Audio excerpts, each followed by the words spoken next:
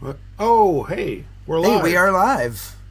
Calling Chris Anderson in London, London. This is Chris Anderson in London, calling Rick Byer in Chicago. Hi, how you doing? I'm here. Believe it or Uh, not. I know. I saw you were busy, like enjoying the winter wonderland there. Are you kidding me? Absolutely. Look at that picture at the This ready. is Chicago this morning, out in Wow. Grant Park. You can see some of the buildings there in the distance. It's pretty awesome. We've had about a foot of snow in the last 18 hours. Wow. So But you I'm a don't have happy guy. You're a happy guy. Happy guy. Love the snow. Love the snow. And I'm happy that people are joining us. Xavier tells us that they're having elections for the Catalan Parliament, and he is skipping the debate on TV to watch History Happy Hour instead. All right, Xavier. Next week we want a full report. Next week we get Valerie coming to us from Normandy. We have Doug McCord with one of his fantastic facts about Pennsylvania. Many other folks. Neil says, "Can you hear me?" No, Neil, we cannot. So, so we are so pleased to have a crowd of folks joining us again for another History Happy Hour. And I want to remind everybody that we're here talking about history every Sunday at 4 p.m. Eastern on the Stephen Ambrose Historical Tours Facebook and YouTube pages, and all of our programs are archived on the Stephen Ambrose History Happy Hour webpage. So there's lots of ways to watch the 44 shows that we have done before this one. Creeping up on us. It is creeping up on us. So I think I've stalled long enough, Chris. Do you think we can go here for the big open? I think it's time. All right.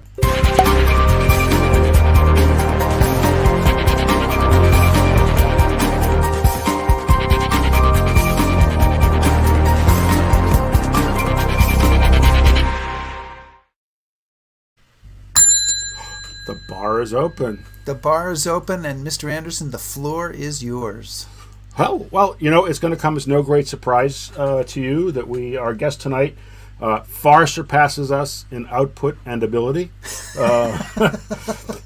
Dr. Helen Fry is an expert on the Germans who fled Nazi Germany before the war and came to Britain and served in the British forces during World War II, and also all manner of intelligence operations. She is the author of 25 books, so just a few more than you or I. And I first, just a scotch, as my wife says. Yeah. But I first became aware of Dr. Fry. I went to one of her lectures at the National Army Museum. It was a wonderful lecture about German Jewish refugees making their way to Britain and their contribution to the war effort. Then after the lecture, I picked up a book called The Walls Have Ears. And there you go. And it really kind of blew me away. I like to think I'm pretty well read about the war, and this is something that just sort of totally slipped my mind. So this will be our topic for tonight. It's fascinating. And I also want to add that since then, she's gone on to write a book, published book called MI9, which came out this year. So The Walls Have Ears came out in 2019, and then MI9 this year. So. And we are having perhaps a bit of a technical problem with Helen, but who either that or she turned into an alien. But Helen, can you hear us? We can't see you very well, but can you hear us? Oh, I seem to have disappeared. But good evening or good day, everyone. If good you day. Can't hear me, I will just. Can you hear me? We can hear you. We can hear you fine. Can you hear us? It's an exciting time here on History Happy Hour. So, Helen Fry, do you hear us at all? And that sounds like do you know, guys, what I'm going to do? I'm going to move my computer. It will take me all of 3 or 4 minutes. I do apologise to everyone, but I really can't hear you. It's lagging very badly, and I don't want to ruin your show. So I'll be 2 or 3 minutes, and I'll be back in. Excellent. That's fine. We look forward to it. Yes, thank you. And so, Chris, I have to say, we have talked about this fact that we have never, in 45 weeks, we never have a situation where the guest hasn't been able to get through, so we never have a backup. So I would say to people, this is when your song and dance routine begins. Well, I was going to ask our audience, what do you think our backup should be in this situation when the guest the guest is not, we're having a technical problem. We're primed and ready to talk about the topic. And both of us know kind of enough that we could stumble our way through it. So would you stumble your way through it in that circumstance, or would we immediately start talking about Easy Company? I haven't even. Or is there a third choice? Well, we could do a poll about what would they rather have us talk about, Easy Company or the Ghost Star. Maybe we could see who. Oh no, we're not going there because it's all going to be Easy Company, and it's no problem. So as people are just joining us, because we still have people just joining us, our guest is having just a slight technical issue, and she expects to rejoin us in a couple of minutes, and we are stalling madly. So Thomas says we should talk about your favorite tours. Oh, yours, Rick, of course, is my favorite. Well, I only do 2 tours, which is the Ghost Army tour and the Revolutionary War tour, and since we haven't actually done a Revolutionary War tour yet, the first one is scheduled in August. I have to say the Ghost Army is currently my favorite one. And Ted wants to know, can Chris dazzle us with any British accent he's picked up since he moved there? I think this is going to lose us a lot of viewers right away, but go for it, Chris. No, I can't. Yeah, you would like me to say something, but I won't. Not even a try. Not even a try. What do you think? Wait. I could say, computer says no. See, who gets that one? That is just lost on me. Yeah. Yeah, where's that from? I don't know. Little Britain. Okay. I did watch a movie last night set in Did Britain you? With a historical theme. It's called The Dig. Has anyone seen The Dig? We've heard about that. It's on Netflix. Yeah. And it is a movie about an archaeological dig, true story, that takes place, the Sutton Hoo dig, that takes place on the eve of World War II in 1939. Literally, I mean on the eve, on the days, in the last few weeks before, and it is perhaps the most impressive archaeological discovery in British history. So all right, but no spoiler alerts. Yes. Well, I don't think everything I've said is already in the trailer. Okay, well, go ahead. Go ahead. I was going to say, Kim, status of 2021 tours, as far as we know, is that we're hoping to do them. And a lot of it depends on vaccine rollouts and governments allowing travel. But based on what we've been told, everything from Amber's tours standpoint is a go. We're just waiting for the green light from airlines and governments. Yes, so, and obviously it's probably, as the year goes on, it gets more and more likely that tours will go on. So the earliest ones may, and we don't know for a fact what's going on, but the earliest ones are probably more at risk of being moved or adjusted somehow than the later ones are. So that's the answer on that one. And Michael's telling us is about his bike riding in Montana. So we are really, and our audience is going up. This is what's really scary, Chris, is that our audience is rising as we're doing this. But someone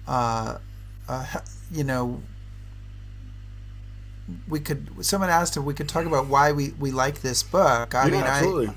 Go ahead.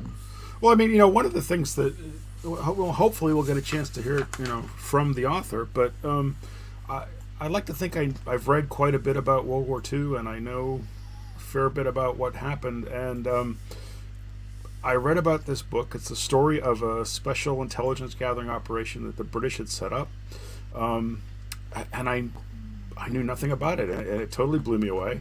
And hopefully we're going to have a chance. We're trying to bring in Helen, who's now backstage. You have this. It's a great look, Helen. You're backstage at the Emmys or something. It's like the green screen. I am. Can you hear us? Yes, it's absolutely fine. I do apologise for Not at wrecking all. your show. Stop! No. We have, our audience is delighted that you're here, and they've really enjoyed seeing us desperately try to vamp for 5 minutes. They've had a wonderful experience, but I think that they're really happy it's over. Yes. So Chris had just given you a bang-up introduction. I don't know if you heard it, but you were in the stars, as in 25 books and the whole thing. But Chris, start us off with a first question. Well, my first question, Helen, is like I was explaining as you were getting ready to join us again. I'd never really heard about this story, and I'd like you to kind of explain to our viewers what the book is about, and how you came on the story. Yeah, so it's always, I suppose, with many intelligence stories, quite often just by chance meeting with a veteran. And you mentioned at the beginning that I've been doing some research on the 10,000 Jews who fought, German Jews and Austrians who fought for Britain during the Second World War. And very quickly you discover that many of them got taken up for intelligence work. And I've known for a number of years a particular veteran, Fritz Lustig, and he said to me, I wanted to fight on the front line. He was originally born in Berlin, a German Jew.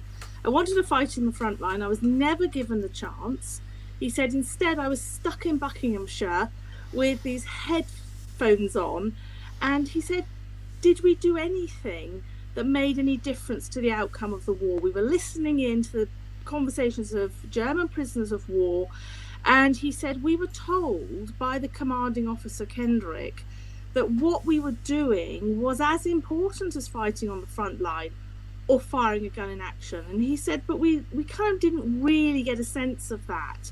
And of course, at the end of the war, this wall of silence, and he was left with that question 65 years later when I first met him, 65 years later.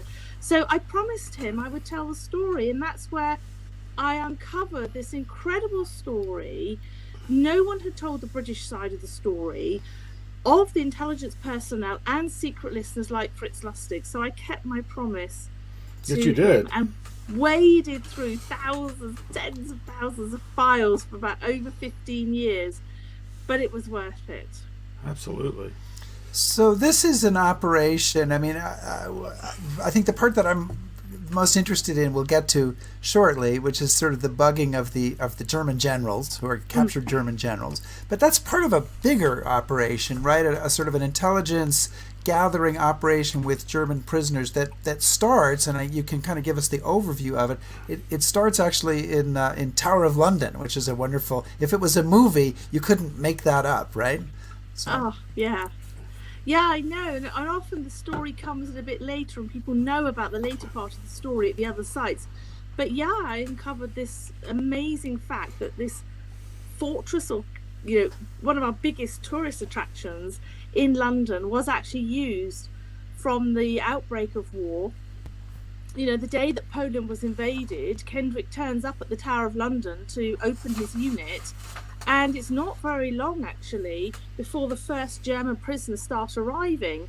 And that for me was extraordinary, because this is a very small beginnings. He had just 6 staff, air, navy and army intelligence.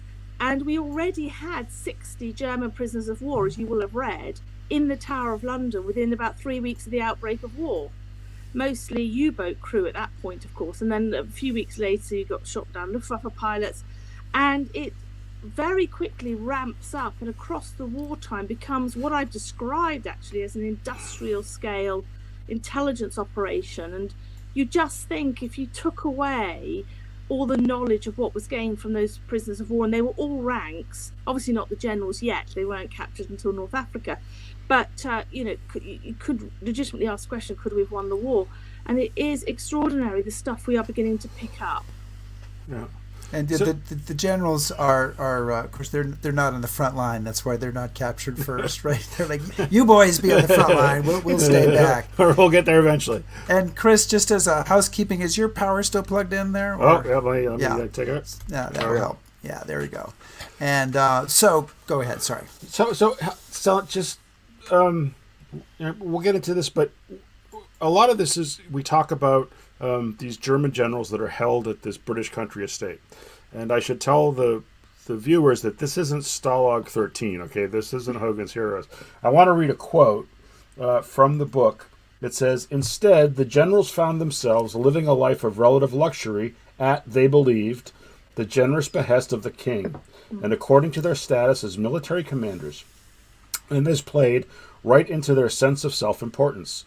Their every need was catered for, and they began to relax into their surroundings. Trent Park could be likened to a traditional, privileged, and exclusive gentlemen's club in central London. So, this isn't... When I think of, German prisoners, or I think of, the Gestapo guys with lights and eyes and the whole... They had it pretty good, and this was a deliberate kind of ploy by the British. How did that idea come about of how to treat these guys? Well, it really is the not the brainchild, but the genius of Commander Kendrick, Thomas Joseph Kendrick, who'd already spent nearly 30 years working for SIS or some form of intelligence before SIS was founded. So he had a lot of experience from just after the Boer War, and so he really is the man that brings this to its success. He has the vision. I mean, obviously he has a whole team working with him, but what I discovered was a lot of it is about psychology. And you mentioned, yes, you're quite right, hold them in Stalag Luft 3 or 13 or whatever, or Flag 4, whatever you want to call it, as our prisoners were. But this is the equivalent to German prisoners, in particular the generals, in Nissen huts with barbed wire. They're going to behave like prisoners of war. So we've got Hitler's top commanders, first captured in the battlefields of North Africa. By the end of the war, we've got a staggering nearly 100 senior commanders in that house. You cannot waste that opportunity from an intelligence point of view. So it's really there they are, arriving. But look, they're saluting. And it's kind of everything against what we would think of. You were quite right when you said that about prisoners of war. And it doesn't matter what rank they were treated well. But of course, at Trent Park, they were treated extra specially well. They believed the king had given them Trent Park. There they are, relaxed in the grounds, looking incredibly happy. And what I discovered, because I was expecting after my conversation with Fritz, and we worked together very closely for a number of years, right up until he passed away a couple of years ago. I was expecting to use the bugged conversations, which I did, but I uncovered all these intelligence reports which give us the daily life of the antics. And what you find is this whole dramatic stage set is going on in the house. The generals have just walked into it. They don't realise that everything is a masquerade, really. They think they're running the show, and we allow them to do it. Right. They're strutting around. The occasional general, when he comes off the battlefield, forgets and does a Nazi salute. Others are arguing, and we just allowed them to get on with it because they didn't realise, of course, everywhere was mic'd. The bugging devices were hidden wherever they could be hidden. I love those the transcriptions that you have in the book where it has these German generals coming back after being questioned, saying, "Oh, these English are too stupid. They don't even know what they're doing," and meanwhile they're taking everything down. It's psychology again. You see, it's giving them a sort of a phony interrogation, if you want to call it that. Well, it was called interrogation, but it's really more of a sort of debriefing, friendly chat. And sometimes it was done at two of the other sites. Not the generals from North Africa, but later when there were lots of generals coming up, particularly after D-Day, and swathes of these top commanders. And they arrived first at Latimer House or Wilton Park in Buckinghamshire, so not that far from London. And they get their debriefing, the friendly chat around the grounds, and then they think they know what's happening. They think, they're trying to get some information out of us, and they're well treated. And then they're transferred to Trent Park and just sort of left alone. And they think their war is over. They think they're there for 2 or 3 years in some cases, and they just completely relax. And they're not stupid, of course. Most of them are highly educated, top commanders that have fought in the First World War, but they're not thinking. It's all, I think, about psychology. That's my analysis. Yeah. So what we have, in essence, and Chris said it's not Hogan's Heroes, and that was a TV show, and I don't know if you're familiar with it in the United States, with American prisoners of war in Germany who are really actually running a whole incredible operation under the nose of the German Prison Camp Commander. Ridiculous, silly series that many of us still love, nonetheless. And Careful, don't take that too far. And but there is this element of fakery or showmanship here. They've brought the Germans to this country house, this Trent Park, this country house. They've given them nice rooms. They all have their aide-de-camps, their Batmen, as they call them. They are given nice meals, maybe not as nice as they'd like as German generals. They are taken on excursions to London once in a while. Hey, would you like to go on a trip to London? So they're doing all this, and meantime, they've got a whole incredible number of people in the basement, essentially, in the M room, in the recording room. They are recording every single word in the dining room, the bedroom, the whole thing. It is really an incredible operation, and there's even a fake lord involved in this. I mean, they've got other fake things, and didn't they have enough real lords? I don't know, but they have a fake lord that they bring in for this. Oh, I love the fake lord, because, Kendrick and the intelligence chiefs, they were sort of chatting one day with the generals arriving and said, well, I think to soften them up a bit more, we think it would be a good idea for them to have, a welfare officer. So Director of Military Intelligence says, oh, yes, what sort of major? No, says Kendrick. The generals love an aristocrat. And so they created Lord Aberfeldy, and the name is no coincidence. I don't know if anyone's cottoned on, but of course Aberfeldy is a whiskey distillery. So they named him after a whiskey distillery, which is just typical humour of the intelligence service, I think, that shot through this whole story. And he befriends them, and of course we're picking up from the microphones what they think of him, and they think, he's kind of secretly, well, he's not really Nazi, they say, but he's very sympathetic towards us, and I think he's on our side. And did he show you the photograph of the castle? Oh yes, his castle in Scotland. It's all complete nonsense. And when he went, he took the occasional 2 or 3 generals, a smaller group, to some of the clubs in central London, some of the drinking, and even our aristocrats didn't realise he was fake. And he was a senior intelligence officer, Ian Munro. I just love it. He was quite young, actually. He was only in his mid-20s. But again, he did have a wooden leg, and that was, you read that in the book, another, trick. He would sort of hobble after a while, walking around the grounds, hobble to the seat in the front of the guards. I've got to sit down, his gammy leg. And they would sit there because the seat was mic'd. I don't know how you bug a seat. And the trees, of course, you pick that up. The trees in the garden, again, that's everything. The pool table's bugged outside the windows. Everything is bugged. You know, work that out.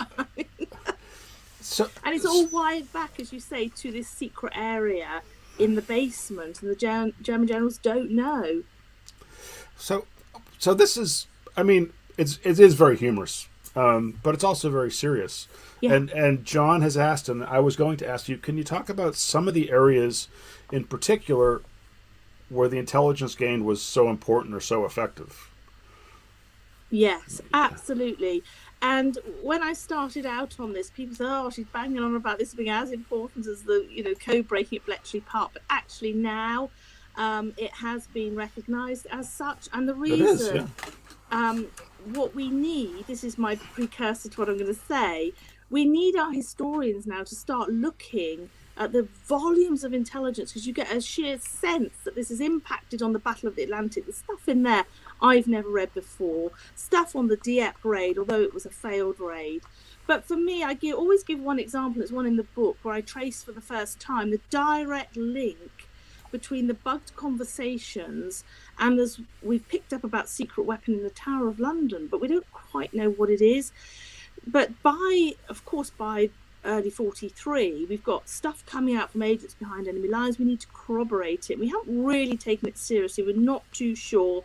The RAF had flown over the site Peenemünde on the North German coast in 1942, and it wasn't really possible to tell from those photographs what was going on there. And as you will have read, I trace a link between the conversations in March 1943, the first of which actually was at Latimer House with paratrooper. And now we're kind of on alert, and they're talking about ramps and rockets. And then 10 days later, the generals at Trent Park are talking, about losing the war. They're very depressed.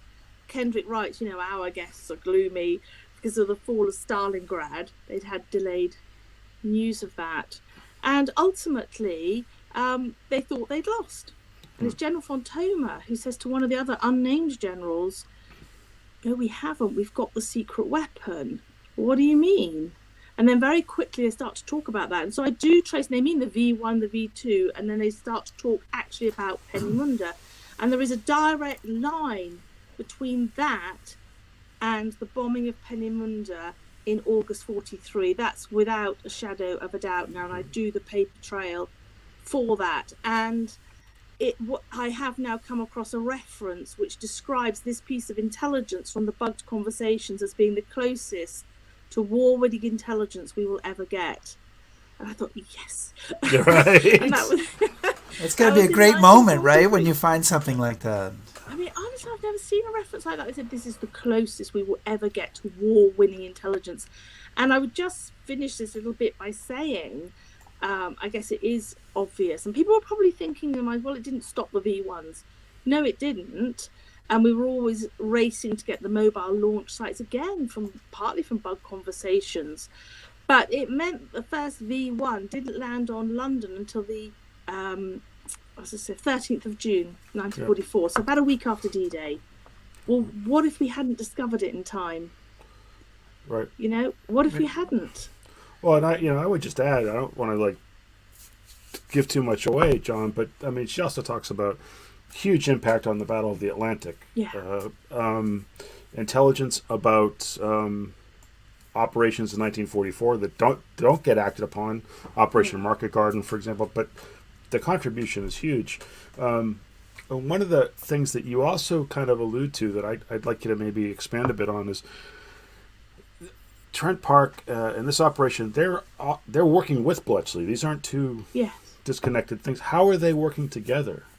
So that's something which, again, I discovered for the first time, and it takes years and years.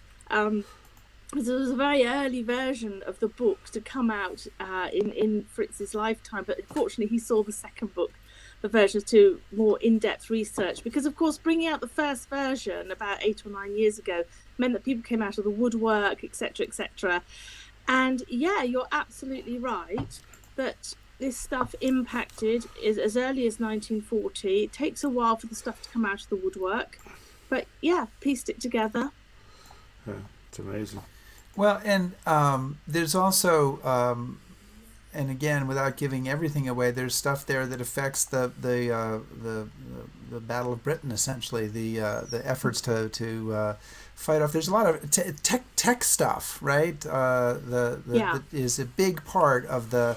Of as opposed to this unit's going to go here or this year, but it's what's been developed that the generals have been clued into that the British don't know about yet. Yes, and it's not only air stuff, of course, but you mentioned Bletchley. What we needed as well was stuff on Enigma, and I'm so bold as to say, and this is my hunch, and it'd be nice for historians to corroborate this. We are picking up stuff on naval Enigma in early January 1940, of which Bletchley is involved, and we're sending personnel up to Bletchley saying, basically, what do you need to know? And by 43, we are facilitating Bletchley Park in interrogations because they also need to find out, what we're doing. And so I get a feeling that one of the first codes were broken with the help of Trent Park, but I need some sort of tech experts to kind of corroborate what I've written about that in the book, but it's really clear, and it's in one of the hut histories of Bletchley Park. So there's that, but you're absolutely right. The discovery of technology on the new technology on the aircraft, German aircraft, known as Ex-Gerät Knichbein, Battle of the Beams, if people know about the Battle of the Beams, that was said later that without that discovery, we would have lost the Battle of Britain. Well, and Helen, you also make a mention in the book about one of the U-boat officers that's being interrogated. Says, "Oh yeah, we have this Enigma machine, and he used these rotors, and Yeah. So he's actually explaining how this thing is, this machine that's so famous now actually works. Yeah, Right. I mean, when I saw that in the files, you kind of, your eyes pop out. You have to reread it and question, am I interpreting this correctly? And it is absolutely clear, and this is early, as you say, it's January 1940. One of our naval interrogators is boasting about our naval codes and they're unbreakable, all this kind of stuff, because he knows the German prisoner he's talking to is not going to escape. At this point, this guy's still in the Tower of London, this particular prisoner. So he knows he's never so he can tell him a few bits. Of course, he boasts back, and Penel befriends him, and this guy, May, actually starts writing down how the Enigma code works. And you're right, the rotors. And I just find it extraordinary. Yeah. And that again appears in the Bletchley Park history, that this piece of intelligence actually helped with the cracking of the naval Enigma, because it gave Alan Turing and the others an opportunity to go back and look at some stuff that they'd been looking at in 1938. So, the two were working very, very closely for the duration of the war, and I find that exciting too. Absolutely. Well, so viewers of this show know that I have a special interest in the Ghost Army. Here we go. And which is an American Army unit that did battlefield deception in World War II. Did 21 different battlefield deceptions.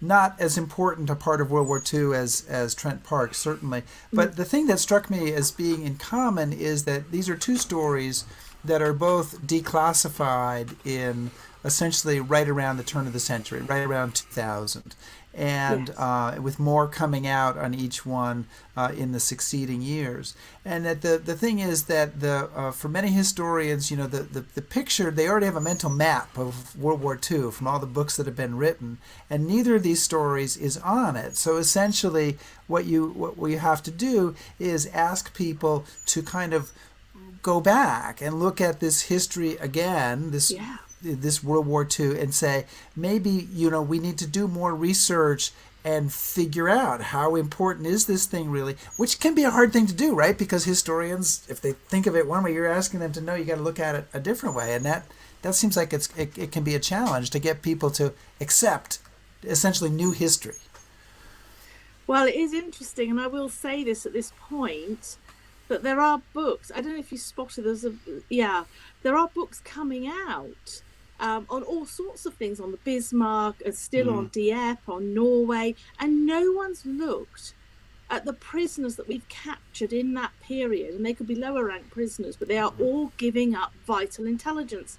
And I really believe that a study of, you're right, the Ghost Army stories, the bugging operation, for example, I think it's going to change our understanding of the Second World War. Because I was interviewed not so long ago, within the last few weeks, and someone was tracing, going back to Peenemünde and the V1, V2, said that the intelligence came out of one of the prisoner of war camps in Germany, and that's why we bombed Peenemünde. It's not true, but that's the inherited tradition, and there's no, that's why why wouldn't they say that?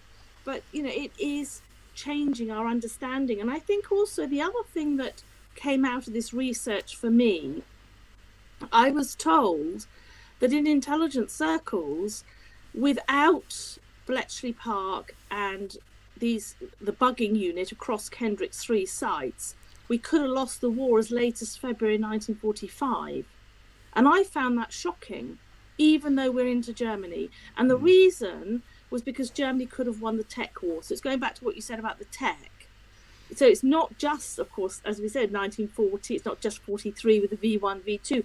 We are picking up tons and tons of stuff on tech. And one of the reports at the end of the war says that 95% of what we knew about German night fighter tactics and German radar comes solely from the bugged conversations. Oh. And again, I find that extraordinary. So if you take away that intelligence, I begin to wonder the impact on the war, well, it doesn't bear thinking about. Yeah. I mean, it's interconnected, of course, with all the others, but this is such an important story and it will change our understanding of the Second World War, I think. Well, so getting kind of to the nitty gritty of it, this should come as no surprise to our viewers, but I'm a German general, and as soon as I hear a shot fired in anger, my hands go up like this. How do I go from this to having Savile Row suits made for me at Trent Park? By tailors from Savile Row. It has to be Savile Row.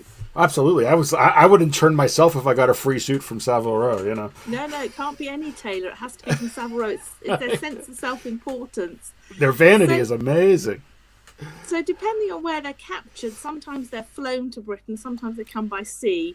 And in my book, you can read, probably actually might even be in a footnote. I will forgive that you haven't read my 1,000 footnotes.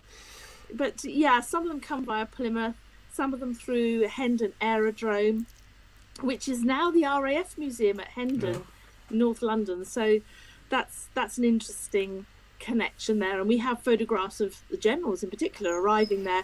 We do think also that some prisoners could there are occasional reference to them arriving at Bovingdon Aerodrome, which was a couple of miles north of Latimer House in Buckinghamshire. So then they're transferred. Sometimes, as I said earlier, they'll come through Latimer House and Wilson Park, particularly if the house is full at Trent Park. And then they have to decide what they're going to do. So the generals have to share bedrooms, and that causes heck of a kerfuffle. No way, you're not going to I would never share a bedroom if I were a general, no. Yes, I love the story. So, they threaten to move their furniture into the hall, to sleep on the stairs. And Lord Aberfeldy says to him, bless him, you can't help chuckling in the archives, says to him, gentlemen, very seriously, gentlemen, you may sleep on the stairs, you may sleep in the hallway, but you are not to move a single bed from your bedrooms. His bed's being moved out into the corridor. It's just crazy nuts. And the bedrooms were bugged. They were two of them were heavily bugged, a metre apart. We didn't discover any of them. And Rick is a sneaky guy, so he's in the basement listening to all of my conversations. Yes, I am. And writing reports about me. Is that how? No, it's recorded on special equipment. Right. Well, I wanted to ask about the recording. So they're recording this, and they would listen to all the mics and then say, "Oh, this conversation is good. We're going to record it." And my understanding from reading the book, even though I didn't look at the 1,000 footnotes, is that I'm sure Chris did, is that they recorded it on transcription discs, on phonograph discs, essentially, like they did recording hit records in the 1940s. On 78, yes. Yes. And which I thought was interesting. Did they ever switch over to wire recorders, which was a technology developing at the time, or no? They kept it on these 78s. Are they still around someplace? We hope so. I mean, they've never been found. They were never found for a documentary. I do have one person who reckons they have got one, but I haven't seen it yet. And it's a reliable, trusted source. So I'm hoping one day. But of course, they could well have deteriorated. It might not be possible to hear anymore. Oh, believe me, that technology is a wonderful technology because it doesn't deteriorate. And this is another thing we have in common with the Ghost Army, because we've got sound effects 78s, and we want to find them. Ghost Army. Yeah, Ghost Army. Well, we had to. I want to raise another topic area, and we've had Xavier's been asking about this, and I want to bring it up, and that's the Holocaust. What did we learn? What did the British learn about the Holocaust from this, and sort of what does it tell us about? But what the German army knew, because they always say, well, we don't really know about this, and then what the British actually knew and when from Trent Park. Yeah, so Kendrick writes in 1940, most prisoners speak about atrocities. And that's one of the, I suppose, revelations, really, because you are expecting to overhear military stuff, of course, and stuff, air intelligence stuff. But yeah, we are listening to everything.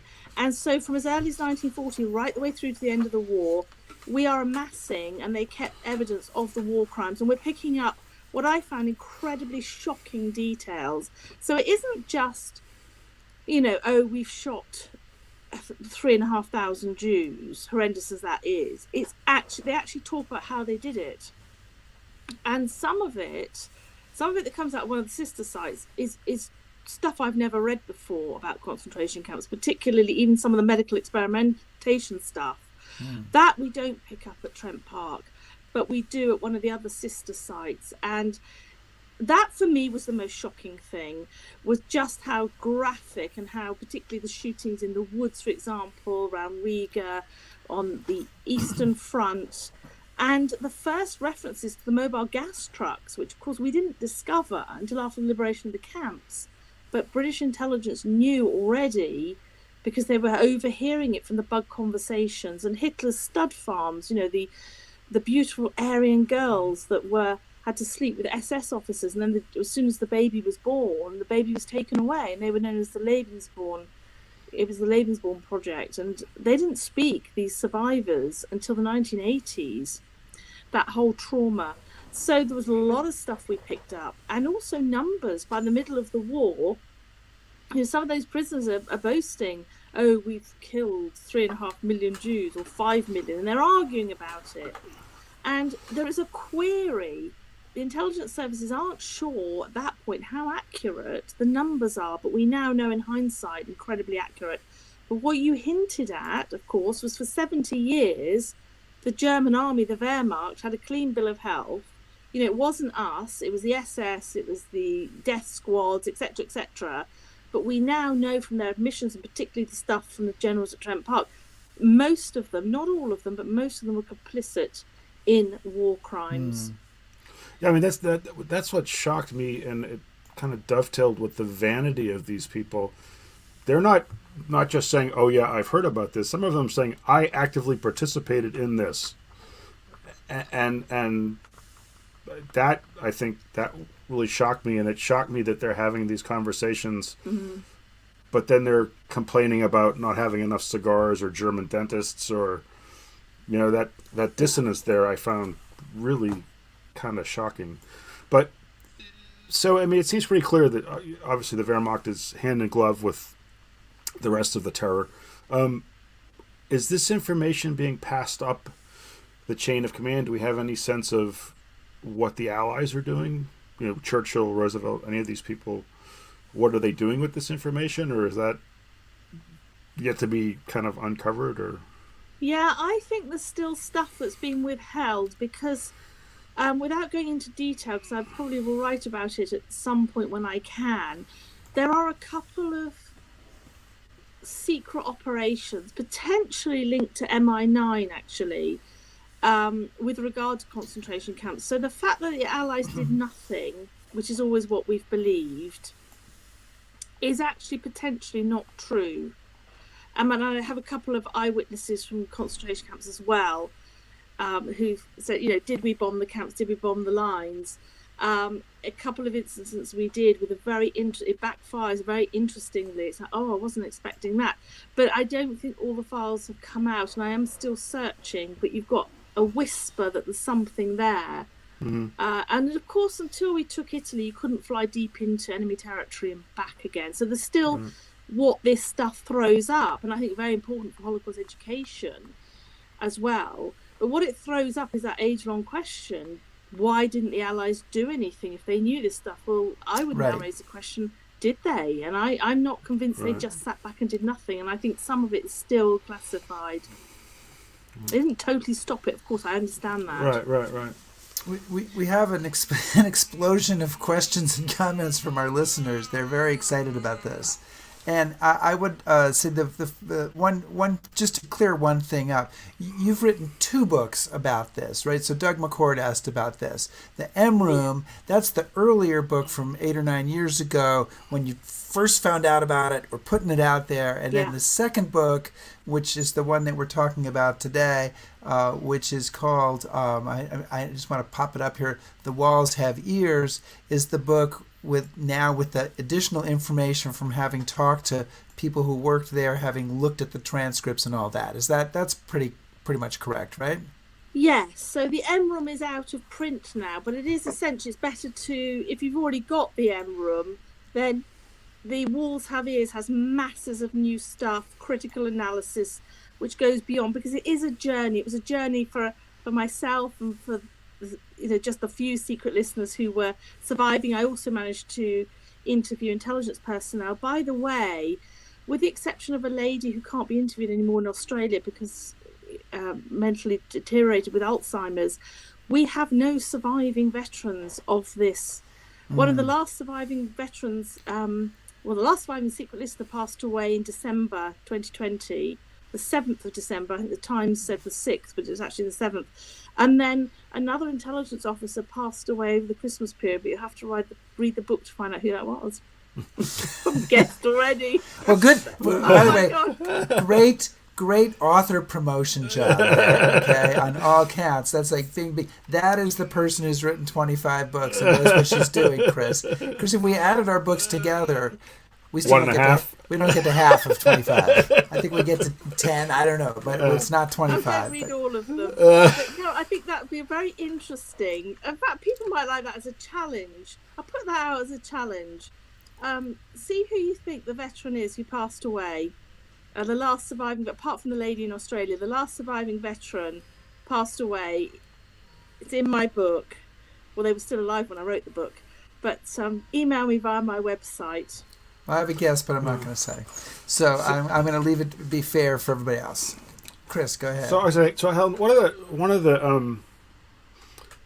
the things that I find so moving or tragic about the story is you talk about how 1943 this operation has gotten so large that they need more people to interpret and take all this information down. So Kendrick turns to these Jewish refugees who fled Nazi Germany. They're serving in the Pioneer Corps, and he begins to recruit from them. And you have these people in the basement of this house taking down these conversations. Now, they fled Germany before it got totally out of control, and they're listening to these German officers talk about atrocities committed in their hometowns. Yeah. God, I mean, and they can't do anything about it. No, what did they say about that experience?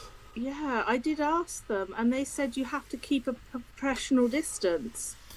Yeah, most of them. I mean, there are some exceptions where their families managed to get out, but the vast majority of them lost their families in the Holocaust, and they knew that they were listening to the stuff.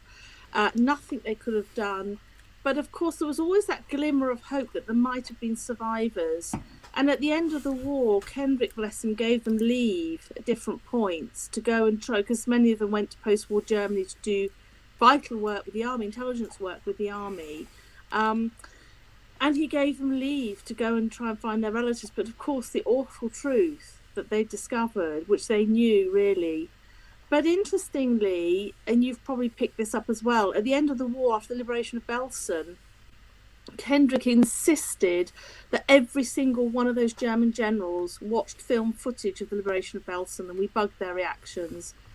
And of course they said, we didn't realise it was as bad as this, or I didn't know about it, but most of them, began to talk amongst themselves, how are we going to get off as war criminals? Will you cover for me? And that kind of thing. And Fritz Lustig said to me, when we ourselves, as secret listeners, and there were 103 German Jewish secret listeners, when we ourselves saw film footage of Belsen, we didn't realise it was as bad as that. We knew it was bad, but even we were shocked. And they'd seen a lot in Germany. In fact, we did have listeners who survived Sachsenhausen, for example, so they'd seen quite a lot of brutality. But even they were shocked by those images of Belsen. It's utterly horrifying. And I do remember, it's a memorable quote actually from General Felbert, who says, we're disgraced for all time, and not 1,000 years is going to wipe out what we've done. He's one of the few that actually realises the seriousness and the impact of that horrifying Holocaust. Yeah. Do the generals, so we have had a couple of questions along this line. I'll put up Doreen's. When did these guys find out it was all a ruse? I'm going to guess they never did. But also, what happened to them in the post-war? So we never told them. They never found out. And I suppose. Oops, forgot to mention it. Yeah, we're not gonna. Well, there are a couple of theories. Of course, end of the Cold War. Well, back then, Berlin Wall's come down quite a while. You know, we were using the same operations. Surprise, surprise, in the Cold War.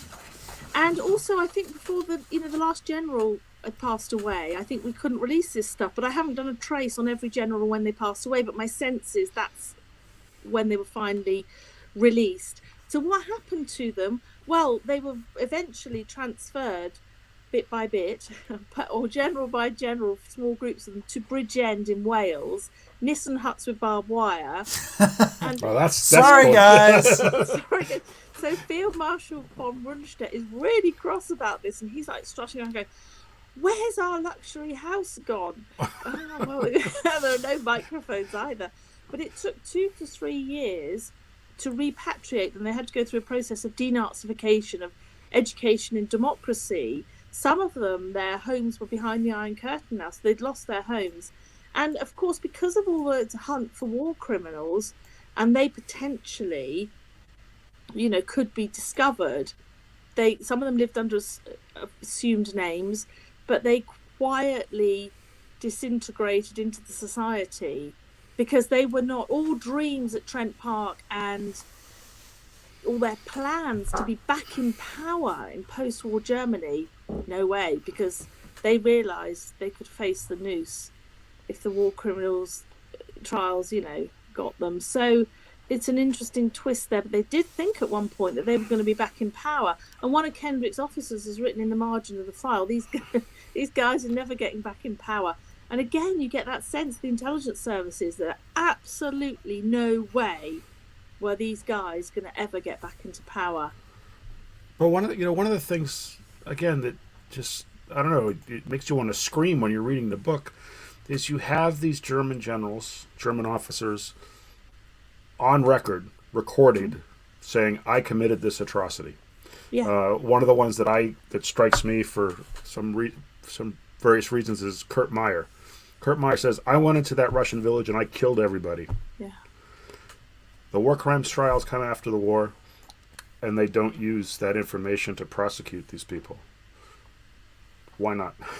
Yeah, 42,000 Jews of Lublin. They're Right. boasting about this stuff. Well, SS Kurt Meyer was tried. He's one of the few that was tried based on evidence not from Trent Park. So there are Right. plenty of other evidence of Rostov and all that stuff.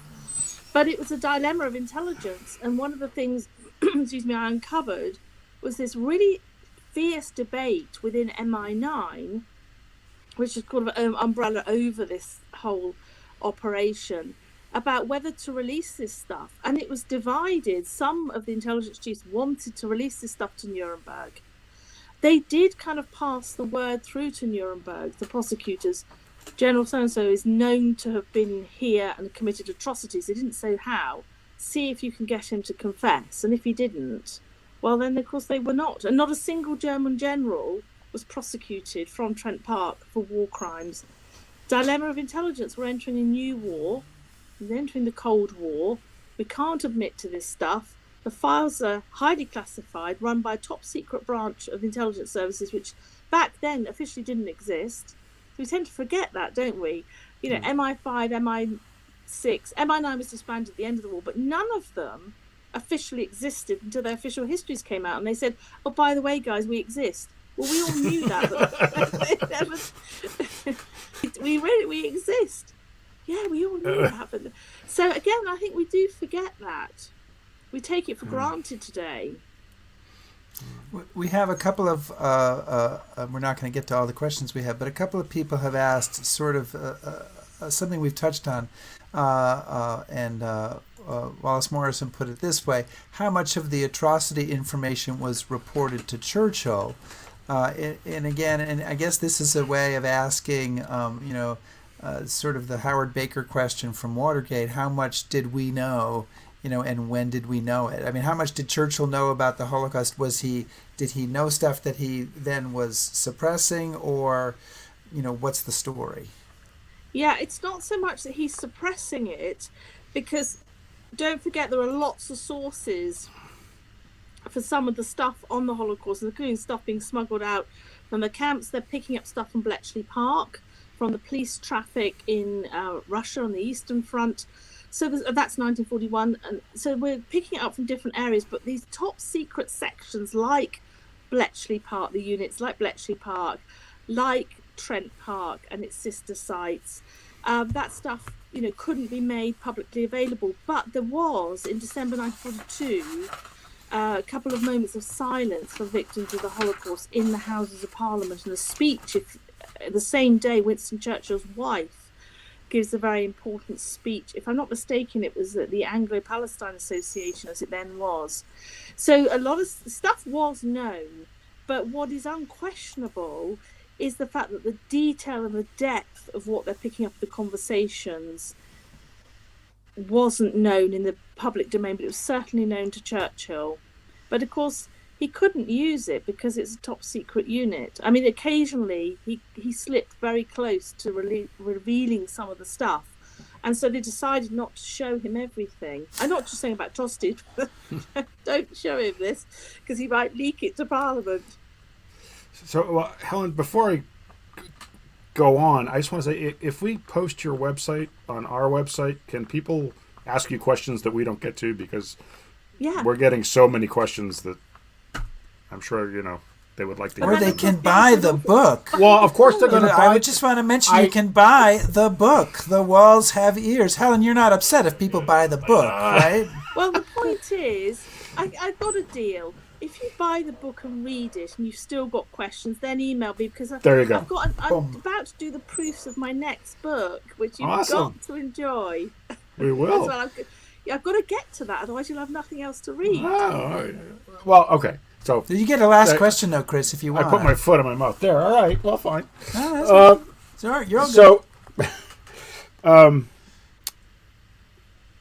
the war ends, and the word gets out about Bletchley Park, and they make movies about it, and it's famous, and everybody knows about it. This is still relatively unknown, and so kind of two questions. One is, the veterans that worked in this operation, did they ever have a sense of like, hey, we were there too, and we were kind of we were part of all this? Did they feel that, how do they feel about that? And also, BBC has said that Bletchley Park shortens the war by 2 to 4 years. And kind of in your professional opinion, how much did Trent Park shorten the war? I think it's hard to say, because I know Bletchley Park now is trying to move away from the idea that it shortened the war by 2 years or 4 years. But it's not very kind of, it's a kind of not the thing at the moment. It's hard to say. What I will say, because making a judgment like that, so I absolutely think that in 1943 we would have lost the war without it. And why? Because I've uncovered new stuff. And I'm sorry about this, guys. I don't normally do this, but it's in my next book. It's okay. No, absolutely. Everybody put your hands over your ears. Now, Helen, you just tell us. Okay. It's okay. Wow! And what was your other question about? What did the people that worked there feel about kind of the lack of attention on what they've done? Well, of course, none of them got any recognition because it's top secret work. Right. And when I got to it, I only interviewed half a dozen secret listeners. All the rest had died. So most of them, they did. The vast majority of the personnel went to their graves carrying their secrets. And those closest to Kenrick would have known the impact of what they'd done. However, the secret listeners and German Jewish refugee women as well working at this site, not as listeners but in other roles, that's it, lovely. They were told it was important, but they never understood. And Fritz said, when we launched the M Room all those years ago, he said publicly, and it was very moving, he said, I've spent the last 70 years feeling guilty for having had a safe war. He said, I lost comrades on the battlefields, friends, British and refugee friends, and he said, I felt guilty. And he said, now I can be proud of what I've done. It's quite, it's really moving. And his wife also worked with him at the site. Yeah, what more can you say? I really wished those other personnel could have understood just how significant. And, a lot of those papers, they're so dense, the conversations, it's really hard to get the story out of it. And if it hadn't been for Fritz, I think I might have given up. You pull up these volumes of conversations and files, massive stuff. What do you do with it? But I promised him, I said to him, yeah, look, Fritz, I'll get to it and I'll do it. And we did. It was a journey together with some other secret listeners. So, yeah, we're very glad you did. Yeah. Well, Helen, thank you. No. Thank But you. we've got to be the guardians of that legacy, actually. Well, we'll keep an eye on the new stuff that you have, and then we'll try to readjust our view of World War II based on what you come up with. I think we better be ready for that. I want to thank you for joining us. Somebody asked if you can visit Trent Park today. You can't, but maybe soon, right? There's no museum there now, but perhaps something that's in the future. I think people will just have to Google that. I'm not involved in the museum at Trent Park, but they can Google. Yes, you can walk around the building.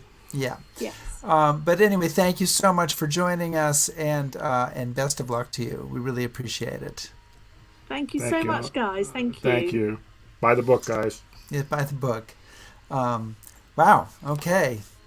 We had some technical difficulties at the beginning there, but that was truly awesome. Truly awesome. And I want to just mention, Chris, that next week we are going to get in our time machine and go back 1,800 years or so, and we are going to talk about Pertinax, the son of a slave who became the Roman emperor. And our guest is historian, archaeologist, and author Simon Elliott, and we'll talk about Pertinax and his time. He's about 200 years after Julius Caesar. And also, I just thought this was interesting. He pops up in some weird places, Chris. Machiavelli mentions Pertinax in his writings, and he comes up in the Virginia Ratification Convention for the U.S. Constitution. That old Pertinax, he makes his appearance. Old Pertinax.